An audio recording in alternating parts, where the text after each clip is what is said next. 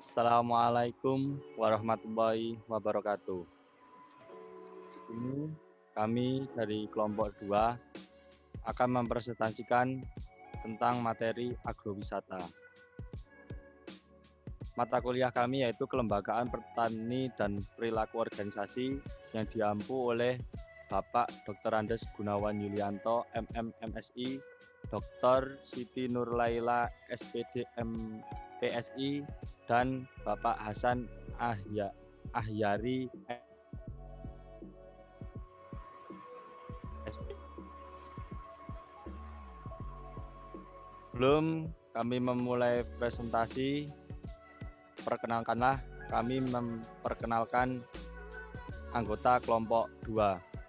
Yang pertama Anissa Nurul Laili, 2 Arya Gilang Saputra, 3 Firman Nurani Sidik, 4 Firna Arnita Putri, 5 Hanin Husniah, 6 Prima Rahma Kurdini. Di materi agrowisata, kami akan menyampaikan yaitu 1 definisi, 2 jenis-jenis, 3 prinsip-prinsip, 4 kriteria, 5 ruang lingkup dan potensi, dan yang terakhir pengembangan.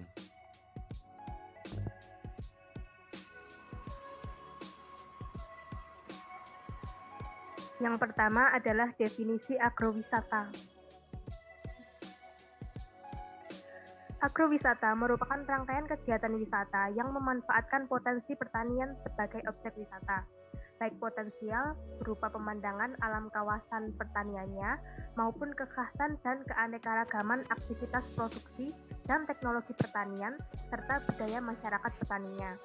Kegiatan agrowisata bertujuan untuk memperluas wawasan pengetahuan, pengalaman rekreasi, dan hubungan usaha di bidang pertanian yang meliputi tanaman pangan, hortikultura, perkebunan, perikanan, dan peternakan.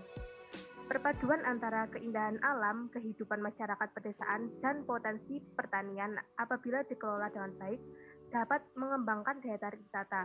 Dengan berkembangnya agrowisata di satu daerah, tujuan wisata akan memberikan manfaat untuk peningkatan pendapatan masyarakat dan pemerintahan. Kemudian, jenis-jenis agrowisata. Terdapat 3 jenis agrowisata, diantaranya ruangan tertutup, ruangan terbuka, dan kombinasi. Dalam ruangan tertutup dapat berupa koleksi alat-alat pertanian yang khas dan bernilai sejarah atau naskah dan visualisasi sejarah penggunaan lahan maupun proses pengolahan hasil pertanian. Kemudian di ruangan terbuka terdapat 2 jenis, yaitu agrowisata ruang terbuka alami dan agrowisata ruang terbuka buatan. Objek agrowisata ruangan terbuka alami ini berada pada areal di mana kegiatan tersebut dilakukan langsung oleh masyarakat petani setempat sesuai dengan kehidupan keseharian mereka. Masyarakat melakukan kegiatannya sesuai dengan apa yang biasa mereka lakukan tanpa ada pengaturan dari pihak lain. Untuk memberikan tambahan kenikmatan kepada wisatawan, atraksi-atraksi spesifik yang dilakukan oleh masyarakat dapat lebih ditonjolkan, namun tetap menjaga nilai estetika alamnya. Kemudian, agrowisata ruang terbuka buatan ini dapat didesain pada kawasan yang spesifik, namun belum dikuasai atau disentuh oleh masyarakat adat. Tata ruang peruntukan lahan diatur sesuai dengan daya dukungnya dan komoditas pertanian yang dikembangkan memiliki nilai jual untuk wisatawan. Prinsip-prinsip agrowisata.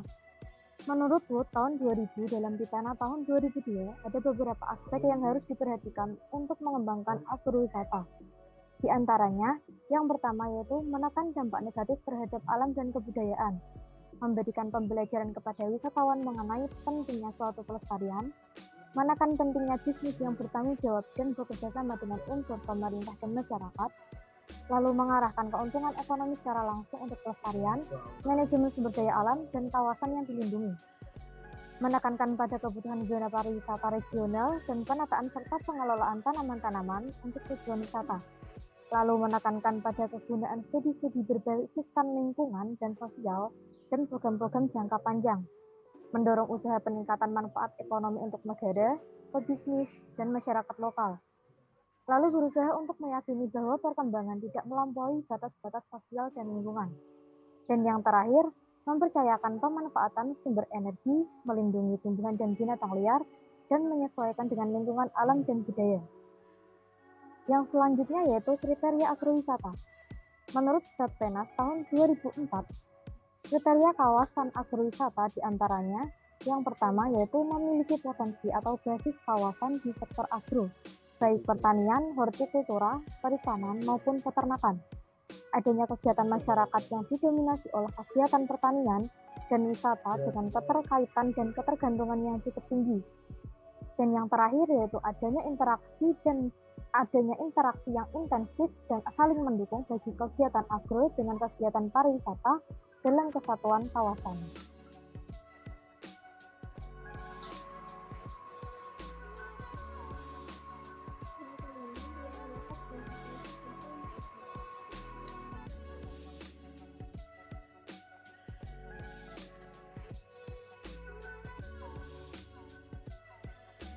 Tanaman pangan. Lingkungan komoditas yang ditangani meliputi komoditas tanaman padi, palawija, dan komoditas tanaman hortikultura.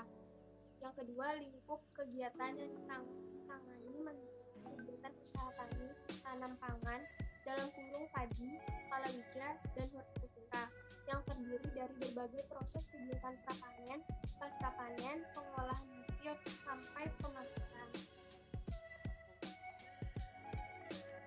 Yang kedua, perkebunan.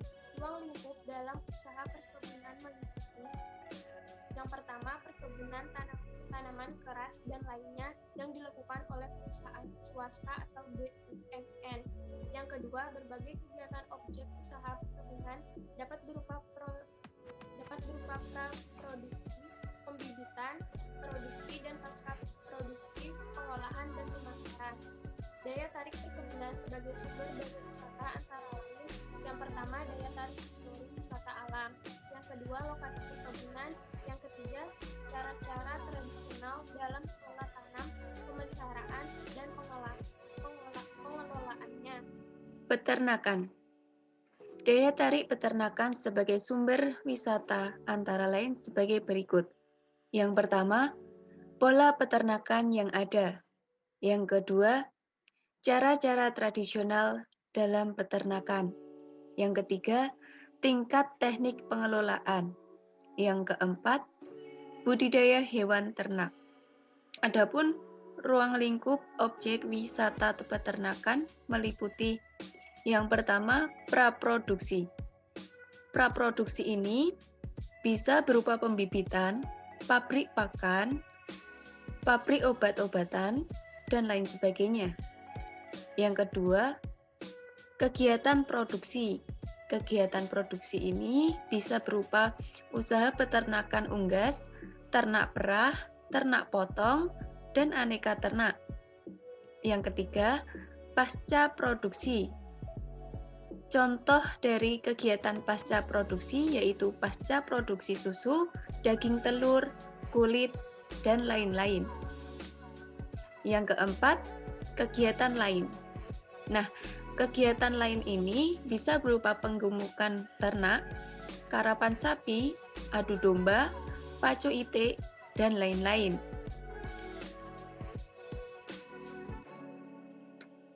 Perikanan.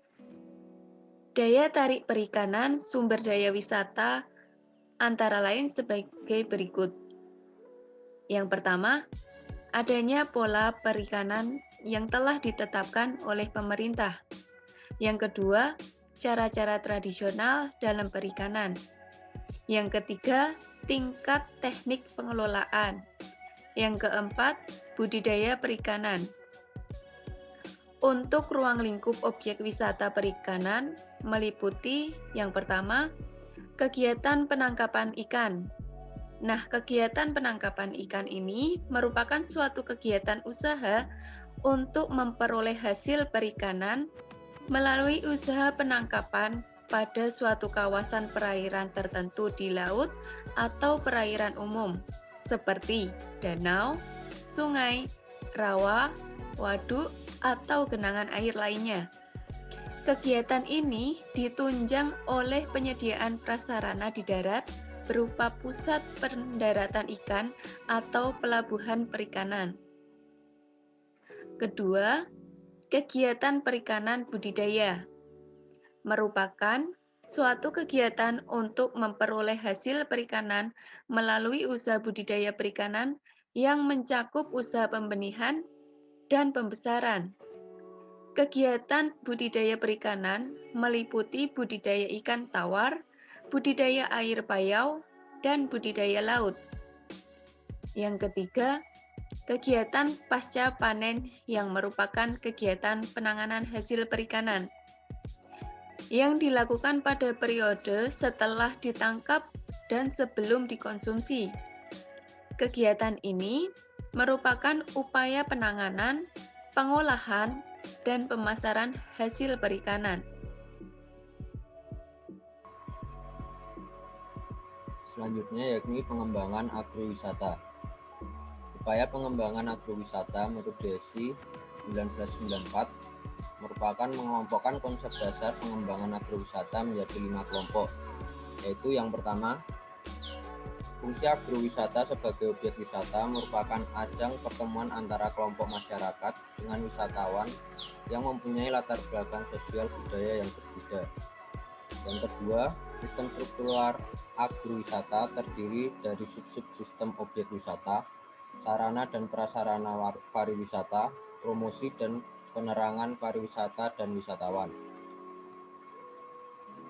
Yang ketiga, pengembangan agrowisata tidak lagi sekedar proses pembangunan ekonomi, tetapi juga proses pembangunan kebudayaan yang mengandung arti pengembangan dan pelestarian.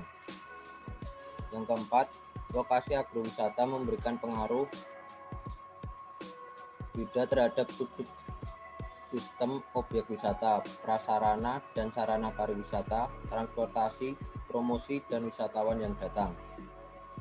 Yang kelima yakni tata ruang suatu kawasan dipengaruhi oleh sistem nilai dan sistem norma yang berlaku di tempat tersebut.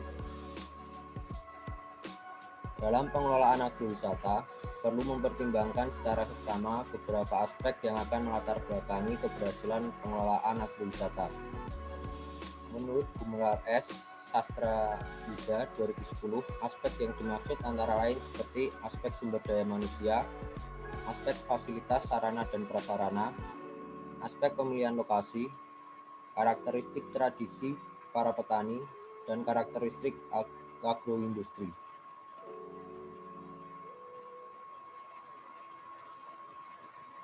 Pengembangan landscape. Pengembangan landscape agrowisata harus berdasarkan RT/RW atau rencana tata ruang wilayah yang dilakukan di kota, kabupaten, provinsi, atau produk perencanaan lainnya yang mendukung dan menjadi dasar pengembangan wilayah. Zonasi pengembangan kawasan. Menurut Gumelar S. Sastra Yuda 2010, pengembangan zonasi kewilayahan RT atau RW dikategorikan dalam beberapa peletakannya, terdiri dari 1. Dalam kawasan lindung, peruntungan ruang adalah hutan lindung, hutan swaga margasatwa dan cagar alam, dan hutan konservasi. 2. Dalam kawasan penyangga, yaitu kawasan antara hutan lindung dan kawasan budidaya pertanian adalah dalam bentuk perkebunan terbatas. Dalam kawasan budidaya pertanian, ruang diperuntukkan tanaman tahunan, tanaman pangan, lahan basah, dan tanaman pangan lahan kering. Dan yang terakhir, dalam kawasan non-pertanian diperuntukkan untuk rekreasi, fungsi pariwisata, pemukiman, dan industri. Ya, cukup sekian presentasi dari kelompok 2. Apabila ada kekurangan, kami mohon maaf yang setulus-tulusnya. Saya akhiri. Wassalamualaikum warahmatullahi wabarakatuh.